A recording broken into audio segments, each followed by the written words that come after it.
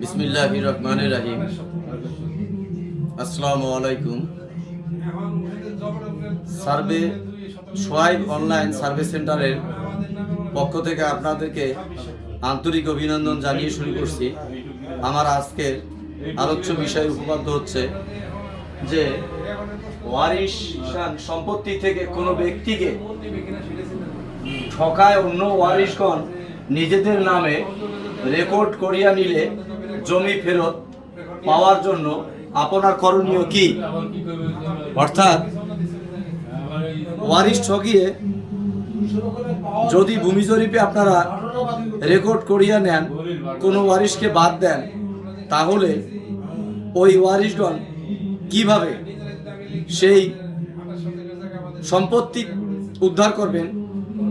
ঠকানো সম্পত্তি থেকে যারা বঞ্চিত হয়েছেন তারা কিভাবে সম্পত্তি উদ্ধার করবেন? তো সে সম্পর্কিত বক্তব্য আমি শুরু করছি। যদি আপনার এলাকায় ভূমি জরিপ চলাকালীন অবস্থায় কেউ বুঝতে পারেন যে আমার জমি অলরেডি রেকর্ড হয়ে গেছে অন্যের নামে, অন্য ওয়ারিশগণ, অর্থাৎ উদাহরণস্বরূপ বলা যায় যে নানার সম্পত্তি নাতি নাতনি অনেকেই আছেন, মেয়ের ঘরের অংশীদারিরা আছেন, তারা কিন্তু সম্পত্তি আসলে বাংলাদেশের একটা অনেক এলাকায় প্রচলন আছে যে মেয়েদেরকে তো সম্পত্তি দেয় না, নাতিপুতি তো দূরের কথা। এভাবে রেকর্ডগুলো পর্যন্ত আপনারা বিডিএস সার্ভে পর্যন্ত শেষ করে দিয়েছেন, অর্থাৎ তাদেরকে ঠকিয়ে তারা কিন্তু আপনার কাছে বিক্রয় করেন নাই, কোনো প্রকার দলিল হস্তান্তর করেন নাই। অলরেডি তাদের সম্পত্তি আপনারা যেভাবে ভূমি জরিপে ওয়ারিশ ছাপিয়ে বলছেন যে আমাদের এই 4 ভাই আছে, আমাদের বোন নাই, ইত্যাদি ইত্যাদি বিভিন্ন প্রকার প্রতারণামূলক মিথ্যা সাক্ষী সেখানে ভূমি জরিপে হাজির করিয়াছেন। আসলে ভূমি জরিপে রেকর্ড করার সময় কিন্তু প্রস্তাবকারী বলতে একটা কথা আছে।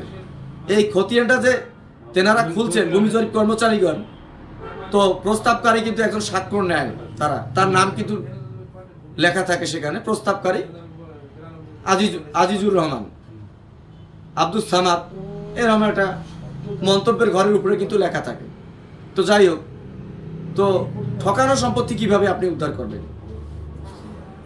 রেকর্ড হয়ে গেছে, ফাইনাল প্রিন্ট, তো আপনারা সেটা পরবর্তী সেকশনে সেই দাগগুলোতে প্রথমে চলে যাবেন যে আপনারা নানা সম্পত্তির মৌজাটা কি এবং প্লটগুলো কি। সেই জন্যেই আপনি যদি প্লট চিনেন ভালো কথা, না চিনলে লোকাল একজন সার্ভেয়ার নেবেন, বলবেন যে ভাই এই সমস্যা, আমার এই দাগগুলো আমার নানার একসময় ছিল, তো আমার মায়েদেরকে তো কোনো সম্পত্তি দেওয়া হয় নাই এবং আমার নানা আমাদের জানা মতে কোনো হস্তান্তর করেন নাই, তো তাহলে আমরা কিভাবে এই সম্পত্তিগুলো উদ্ধার করব? তিনি প্রথমে সেই সার্ভেয়ার ভদ্রলোক আপনাকে দাগগুলো সার্টিফাই করে দেবেন। করার পরে বিডিএস জরিপে কয়টা খতিয়ান হয়েছে, তো সেই খতিয়ানগুলো ডিপি খতিয়ানগুলো আপনারা সংগ্রহ করবেন। করার পর দেখবেন যে মোট সম্পত্তির পরিমাণ কত। ফারাইজ করবেন একজন ল ইয়ারের কাছ থেকে। ফারাইজ করার পর ধরেন 4 একর সম্পত্তি, মেয়ে আছে তার 4 জন, মেয়েদেরকে জমি দেওয়া হয়নি এবং মেয়েরা মারা গেছেন, তার সন্তান অর্থাৎ নাতি নাতনি, তারা ফারাইজ করে নেবেন কে কতটুকুন পাবেন। ফারাইজ করার পর আপনারা এসএসসিএস বিডিএস জরিপের টোটাল খতিয়ান এবং আরেকটা কাগজ সংগ্রহ করতে কিন্তু কখনোই ভুলবেন না, সেটা হচ্ছে হাতের লেখা ডিপি খতিয়ান। এই হাতের লেখা ডিপি খতিয়ান থেকে আমি এর আগে আলোচনা করার চেষ্টা করেছিলাম, তো যাক, আমার আজকে সুযোগ হলো, আমি সেটা সম্পর্কে আপনাদেরকে খুব ভালোভাবে বোঝাবার চেষ্টা করব। আসলে হাতের লেখা ডিপি খতিয়ানটা এই মুহূর্তে আমার হাতে নেই, যার কারণে আমি প্র্যাকটিক্যাল দেখাতে পাচ্ছি না আপনাদেরকে। তো হাতের লেখা ডিপি খতিয়ানে তসদিক সিল মারা থাকবে এবং ওখানে 1362 সালে যে দাগ, সাবেক দাগ, আর এখন যেটা বিডিএস জরিপে ফাইনাল হবে এই হাল দাগ, এই দুইটা দাগের সমন্বয়ে কিন্তু হাল দাগ তৈরি হয়। তো এই পুরাতন দাগগুলো আপনার থাকবে, পরবর্তীতে তার এগেইনস্টে একটা নতুন দাগ তৈরি হয়েছে, সেখানে জমির পরিমাণ কত সেটা নোট দেওয়া থাকবে বিডিএস সার্ভেতে। তো যখনই আপনি ফারাজ করতে যাবেন, তো পুরোনো দাগে ওই দাগটাতে কত পরিমাণ জমি ছিল, বর্তমান কত পরিমাণ জমি হলো, ধরেন 20% জমি ছিল সাবেক দাগে, বর্তমানে ওটা 10% হয়েছে। ওই দাগের সমন্বয়ে 120-এর সমন্বয়ে 130 একটা দাগ তৈরি হয়েছে। মোট এরিয়া সাবেক এরিয়া ছিল আপনার 20%, বর্তমান এরিয়া হয়েছে সেখানে 10%। তো বাকি 10% জমি কোথায় গেল সেটা একটা জানবার বিষয় আছে। তো সেই দাগটাও আপনারা চেক করে দেখবেন যে কার নামে লিপিবদ্ধ হয়েছে বর্তমান বাংলাদেশ বিডিএস সার্ভেতে। আচ্ছা, সেটা ওই ব্যক্তি যেনারা ওই দাগের সম্পত্তি 10% রেকর্ড করিয়াছেন কি মূল্যে পেয়ে গেলেন। তাহলে বিডিএস সার্ভে যে একটা ডিপি হাতের লেখা খতিয়ান ভূমি জরিপ কর্মচারীগণ আপনাদের বাসায় দিয়ে আসেন, তো সেটাতে আপনারা পাবেন না, সেটাতে একটা জাস্ট খসড়া খতিয়ান বলা হয়, সেটা কিন্তু ফাইনাল কিছু না। আপনারা সেটা সহকারী সেটেলমেন্ট অফিসে যোগাযোগ করবেন। যোগাযোগ করলেই এই মন্তব্যের ঘরে কিন্তু দলিল নাম্বারগুলো থাকে, সেখানে লিপিবদ্ধ করা হয় রেকর্ডের মন্তব্য। তিনি কি রেকর্ড সূত্রে 1362 সালে রেকর্ড সূত্রে রেকর্ড করিয়াছেন, অথবা কোনো দলিল সূত্রে? যদি দলিল সূত্রে থাকে সেটা দলিলগুলো আপনারা সঠিকতা যাচাইয়ের জন্য ডিপি খতিয়ান থেকে নাম্বার নেবেন, নেওয়ার পরে দলিলগুলো সঠিকতা যাচাইয়ের জন্য আপনি ওই জেলা ওই থানার সাব রেজিস্ট্রারের কার্যালয়ে যাবেন। যাওয়ার পরে যদি দেখেন যে দলিল সিরিয়াল নাম্বার এত, দলিল নাম্বার এত, সেটা দিয়ে চেক করে দেখবেন। যদি থাকে তো মাশাআল্লাহ ভালো কথা, না থাকলে কিন্তু সেটা একটা ভাওতাবাজি প্রতারণামূলক নাম্বার সেখানে রেকর্ডের মন্তব্যের ঘরে লিপিবদ্ধ করিয়াছেন। কে করিয়াছেন? এটা আপনার যে নানার যে ওয়ারিশ মামারা ছিলেন তারাই কিন্তু করিয়াছেন, অন্য কেউ না।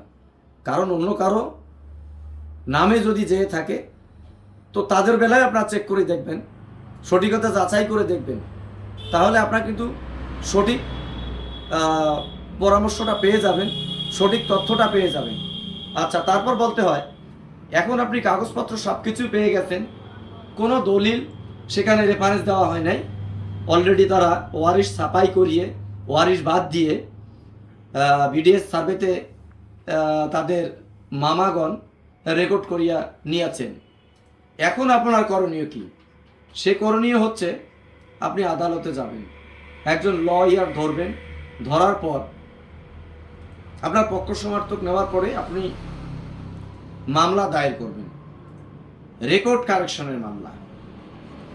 অর্থাৎ বিডিএস সার্ভের পরবর্তী 6 মাস পর প্রিন্ট হওয়ার পর 6 মাস পরবর্তীতে কিন্তু একটা বাংলাদেশ সরকারের পক্ষ থেকে সকলকে সুযোগ দেওয়া হয় যে আপনাদের রেকর্ডে নাম উঠে নাই, ভুলভ্রান্তি কি হয়েছে, সেজন্য আপনারা সংশোধনের জন্য সার্ভে ট্রাইব্যুনাল নামক কোর্ট যেটা আছে আমাদের বাংলাদেশে প্রচলন, ইনশাল্লাহ এটা কম বেশি সকলেই আমরা জানি। তো না জানলেও সেটা জেনে নেবেন, জানার পরে সেখানে একটা মামলা দায়ের করবেন, করার পর রেকর্ড কারেকশনের মামলা। তো ওয়ারিশ যারা আছেন তাদের ওয়ারিশনটা কিন্তু ভালোভাবে নেবেন।